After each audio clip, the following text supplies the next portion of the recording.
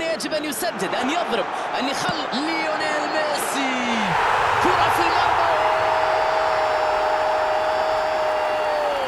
تصريح قوي من اللاعب في أرضية الميدان، هدف يخليه من المعنويات، كانت في غاية الروعة، يملك مهارات كبيرة بالكرة.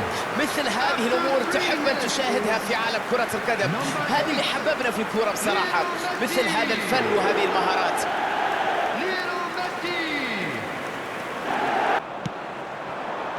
يلعبها في المساحة، لديه مساحة، فينيسيوس جونيور، الكرة داخل الشباك، تبدو سهلة في الملعب لكنها تتطلب أيضا مجهود كبير من اللاعبين ولياقة بدنية عالية من أجل تطبيق هذا الفكر واستغلال الأخطاء والهجوم المرتد في تسجيل أهداف.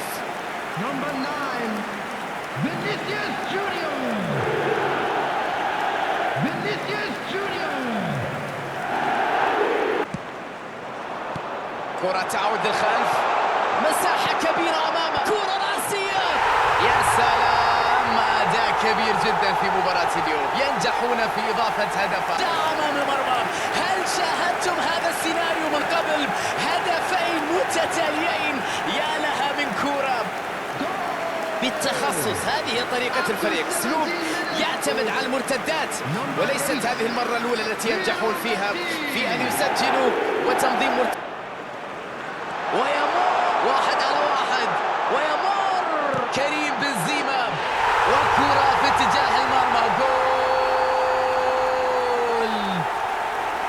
قرب، أي تألق في مباراة اليوم، أي روح عالية، أي قتالية، هدفين مرة أخرى في غضون دقائق. لمسة جميلة، عرف كيف يتغلب على حارس المرمى. حارس مين أمام هذا المهاجم الفذ. لديه حلول كثير، ليونيل ميسي، الله ما أروعك، لعبة في منتهى الروعة، هدف، استسلام تام في أرضية الملعب. يرفعون المنديل الأبيض في مباراة للنسيان بالتأكيد. نشوف الليلة مباراة تلعب من طرف واحد، أعتقد أن الآن الكل يفكر متى ستنطلق صافرة النهاية. يا إلهي، مباراة للتاريخ هنا، صراحة مباراة للتاريخ. هذه مباراة فينيسيوس جونيور، والكرة في الشباك، جول.